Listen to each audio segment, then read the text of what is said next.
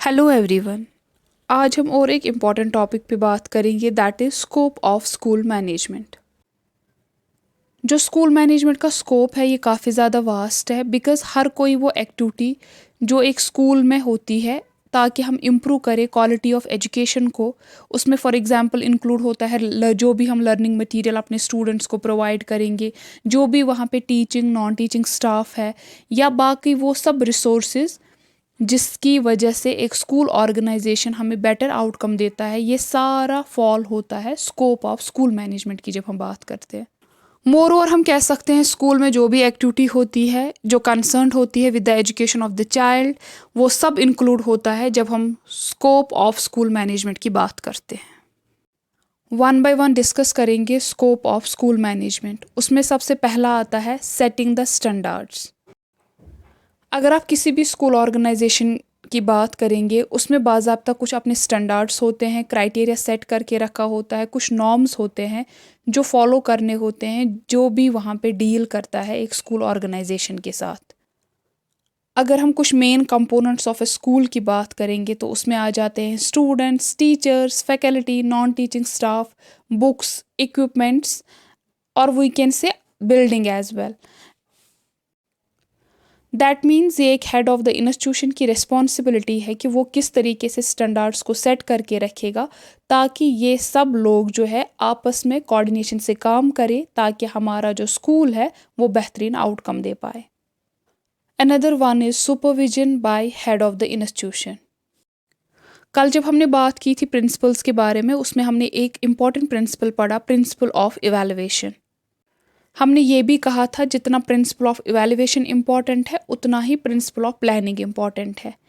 Even हमने ये भी कहा था एक अच्छा मैनेजर वही है जो नॉलेजेबल तो होगा बट उसके पास इतना एक्सपीरियंस होना चाहिए, इतनी एबिलिटी होनी चाहिए कि जो भी प्लानिंग में हमने सेट करके रखे हैं गोल्स, एम्स, हम उसको प्रैक्टिकली कितना इम्प्लीमेंट कर पाए वो टाइमली देख ले। उसी को हम कहते हैं सुपरविजन करना। स्कूल में जो भी काम होगा उसको सुपरवाइज करना हेड ऑफ द इंस्टीट्यूशन की रिस्पॉन्सिबिलिटी है, और ये आ जाता है स्कोप ऑफ स्कूल मैनेजमेंट में। छोटे से छोटे टास्क को भी सुपरवाइज किया जा सकता है, चाहे हम मॉर्निंग असेंबली की बात करें या हम स्टूडेंट्स की परफॉर्मेंस क्लासरूम में जाके देखें, या इवन हम एट द एंड इवैल्यूएशन के फॉर्म में देखें कि हमारे स्टूडेंट्स ने कितना इम्प्रूव किया है, कहाँ पे हमें एक्स्ट्रा टाइम देने की ज़रूरत है, कहाँ पे हमें एक्स्ट्रा एफर्ट्स देने की ज़रूरत है। इवन टीचर्स किस तरीके से क्लासरूम में लेसन्स डिलीवर करते हैं वो भी हम सुपरवाइज कर सकते हैं। ये सारा आ जाता है जब हम बात करते हैं supervision by head of the institution. Additionally we have coordinating the staff. अगर हम किसी भी स्कूल ऑर्गेनाइजेशन की बात करेंगे वहाँ पे हम यही देखते हैं कि टीचर्स जो है वो काफ़ी ज़्यादा इम्पॉर्टेंट रोल प्ले करते हैं। इसका मतलब यही है कि हमें एक इंस्टीट्यूशन में इस तरीके का एनवायरनमेंट प्रोवाइड करना है ताकि हमारे टीचर जो है वो बेस्ट से best they.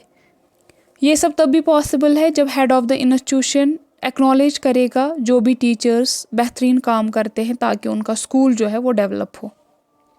In a nutshell हम यही कहेंगे, हर कोई वो चीज़ जो कंसर्न्ड है with the education of the child वो सारा इंक्लूड होता है जब हम स्कोप ऑफ स्कूल मैनेजमेंट की बात करते हैं। चाहे फिर हम बात करें कि हम किस तरीके से स्टूडेंट्स को इवैल्यूएट करेंगे, चाहे वो थ्रू क्लास टेस्ट्स क्यों ना हो, चाहे वो फॉर्मेटिव इवैल्यूएशन हो, समेटिव इवैल्यूएशन हो, चाहे हम इसमें देखें कि हम किस तरीके से ऑर्गेनाइज करेंगे लाइब्रेरी में, उसमें हमें कितने अपडेटेड बुक्स होनी चाहिए, हॉस्टल्स को हम किस तरीके से मैनेज करेंगे, हमारे पास जो स्कूल में इंफ्रास्ट्रक्चर है उसको हमें किस तरीके से अपग्रेड करने की ज़रूरत है, बिल्डिंग का स्ट्रक्चर इवन किस तरीके का होना चाहिए, वो भी आ जाता है स्कोप ऑफ स्कूल मैनेजमेंट में। स्कूल में किस तरीके से हमने रिकॉर्ड्स मेंटेन किए हैं, किस तरीके से हमने रजिस्टर्स मेंटेन किए हैं, या हमारे स्कूल का ओवरऑल डिसिप्लिन कैसा है, चाहे वो हम बात करें टीचिंग स्टाफ की, नॉन टीचिंग स्टाफ की, या इवन हमारे स्टूडेंट्स की। That's all for today. Thank you so much. Stay blessed one and all.